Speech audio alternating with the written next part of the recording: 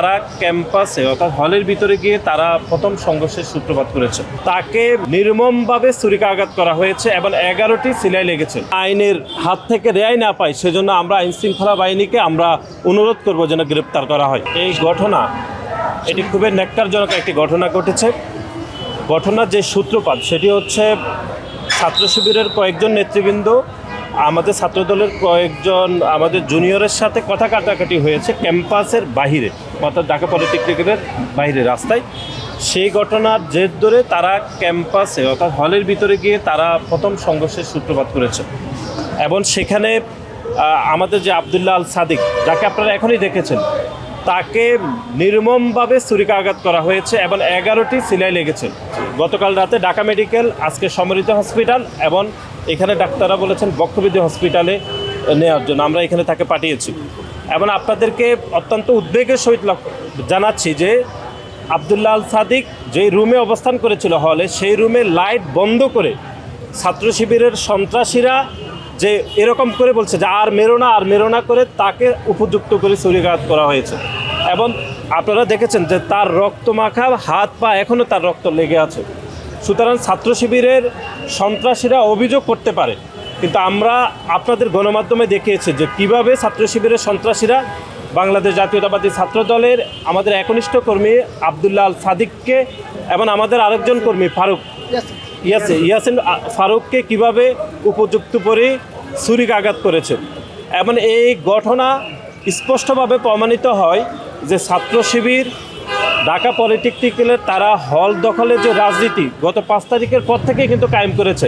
এবং আপনাদেরকে মনে করে দিই, এখানে জামাতে ইসলামের আমির সাহেব কিন্তু এখানে 5 তারিখের পর থেকে তিনি বহুবার ঢাকা পলিটেকনিকে তিনি এসেছেন এবং এসে তিনি কিভাবে ছাত্র শিবিরের রাজনীতিকে এখানে শক্ত অবস্থান করা যায় তার পায়তারা করেছেন এবং গতকাল তারা অস্ত্রের মহড়া দেখিয়েছেন এবং ছাত্রদলের নেতাকর্মীদের উপর হামলা করেছে।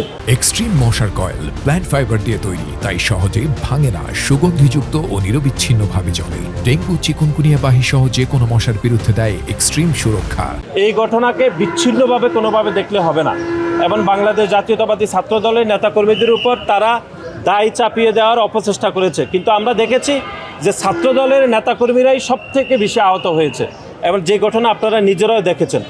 আমরা মনে করি এই ঘটনার সুস্থ তদন্ত হওয়া উচিত এবং বাংলাদেশ জাতীয়তাবাদী ছাত্রদল সিদ্ধান্ত নিয়েছে আমরা এখনই ছাত্র শিবিরের সন্ত্রাসীদের বিরুদ্ধে আমরা এখনই মামলা করব এবং আর কয়েক ঘন্টার মধ্যে আমরা এই মামলা এফআইআর করব।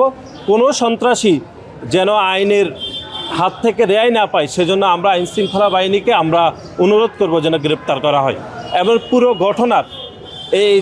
ঘটনা গতকাল রাতে ঘটেছে সেটা সিসিটিভি সংগ্রহ করে আমি গণমাধ্যমের কর্মীদেরকে অনুরোধ করব যে ঘটনাতে আদৌ কারা প্রাথমিকভাবে এই ঘটনা ঘটিয়েছে, তারপর কারা সংঘাত ঘটিয়েছে সেজন্য যেন গণমাধ্যমের কর্মীরাও সহযোগিতা করে, আমি সেই ব্যবস্থা গ্রহণ করার জন্য অনুরোধ করছি। এটি খুবই দুঃখজনক, কারণ সাদিক কায়েম নিজেও তো ছাত্রলীগের রাজনীতি করেছে। সাদিক কায়েম নিজেই তো ছাত্রলীগের সন্ত্রাসের রাজনীতি ফেলে তিনি ছাত্র শিবিরের রাজনীতি করেছেন। সুতরাং এটা যদি সাদিক কায়েম বলে থাকে তাহলে এটি বলার কোনো ভাষা নেই। আমরা মনে করি 5 তারিখের পরে ছাত্রলীগের রাজনীতি যে কায়েম হচ্ছে সেটির সবথেকে বড় উদাহরণ হচ্ছে সাদিক কায়েম নিজেই।